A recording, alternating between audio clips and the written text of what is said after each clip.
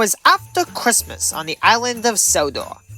The engines had enjoyed the holiday, but were now ready to get back to work. They had missed the passengers and coaches. They had also missed the jobs they knew and loved. Oh, how I have missed the express.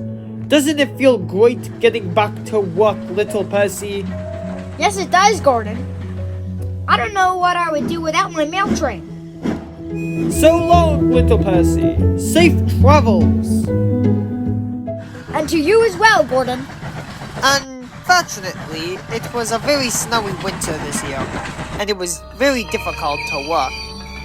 The rails were slippery, the points were frozen, and the tracks were blocked with snow. Many businesses had to close due to the weather. The ironworks was one of these businesses. Well, at least now I'm not working alone at that place, but I am sanding tracks and points.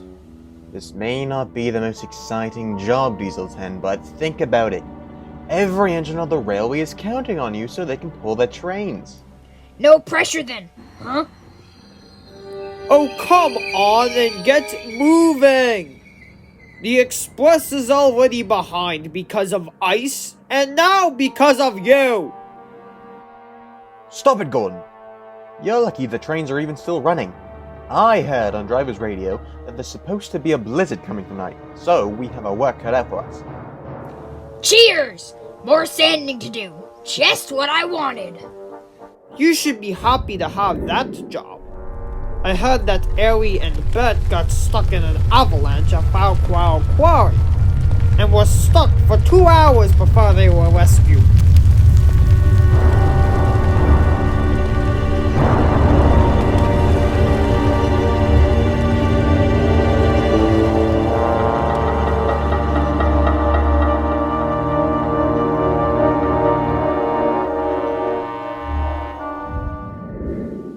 The two twerps deserved it. Diesel 10! I understand your frustration with those two, believe me. But remember, being mean to them will not help the situation. If anything, it'll make it worse.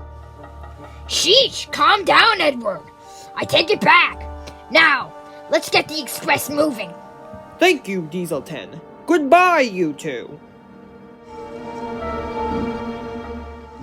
Edward was indeed right about the snow.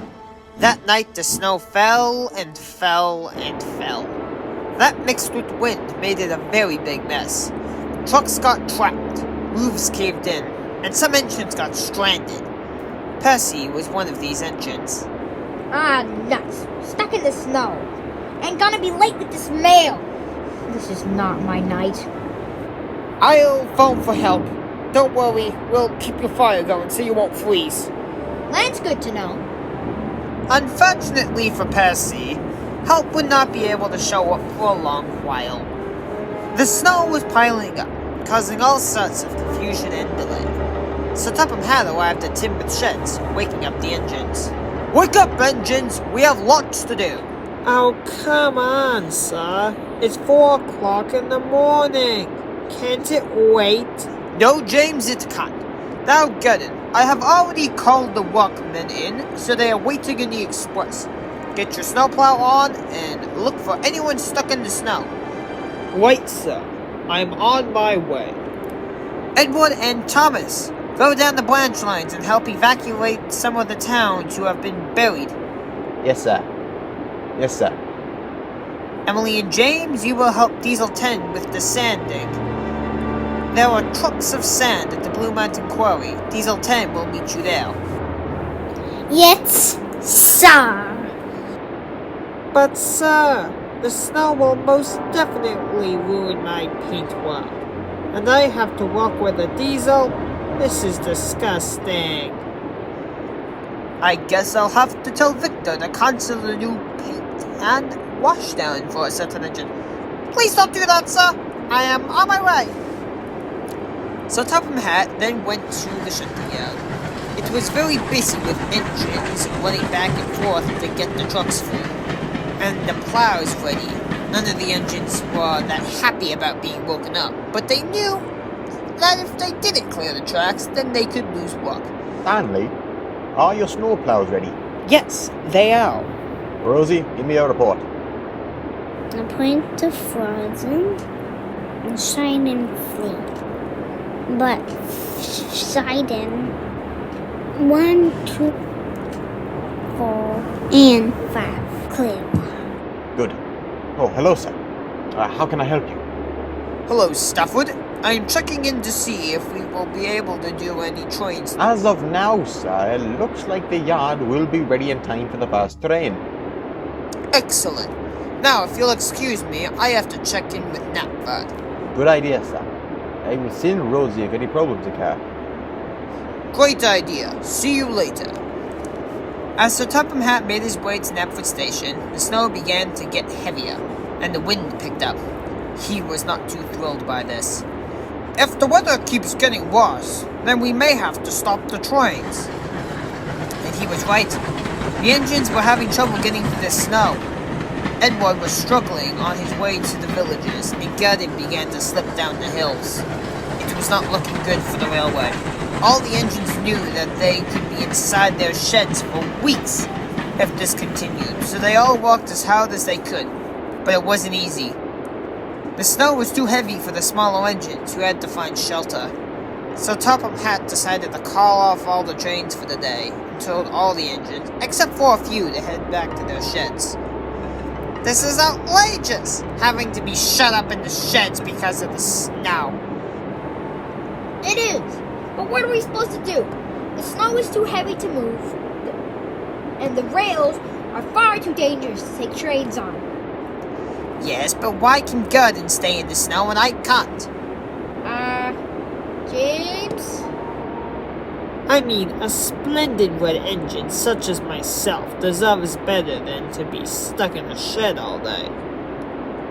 James. How will anyone see my splendid paintwork if I'm stuck in the shed? James! Oh, hello, sir. How are you this morning? I could be a lot better, James. Anyway, let's get down to business. I am very proud of you all for trying to clear the line. But the snow is just too much at the moment. We will have to wait until later to clear the tracks. We are very happy to see you are safe, Percy. And Edward will be back shortly. Gordon will make sure of that. Once everyone is safe, then he can return. But sir, what about all the trains? The passengers? What would they do while snow falls? I'm sure they will understand. We can't be having anyone becoming stranded in the snow. The snow continued to fall all day long and into the night. Edward had arrived back at the sheds about 10 o'clock, and Gurdon arrived at about 5 o'clock that evening. That weather is no joke. No, it isn't. But thanks to you, no one will be stuck in the snow in the night. Always happy to help friends in need, little Percy. And we are all grateful for that, Gordon. I really appreciated the help. By the next morning, the snow had calmed down enough so the engines could get started clearing the tracks. It wasn't easy, but the engines soon cleared the main line, and some of the important trains started running again. The branch lines were cleared by the next day, so those trains started a little later than they would have liked. Work then started on fixing the damaged buildings, and soon Sodor went back to normal. We once again see that no matter rain or shine, the engines of Sodor will always get the job done.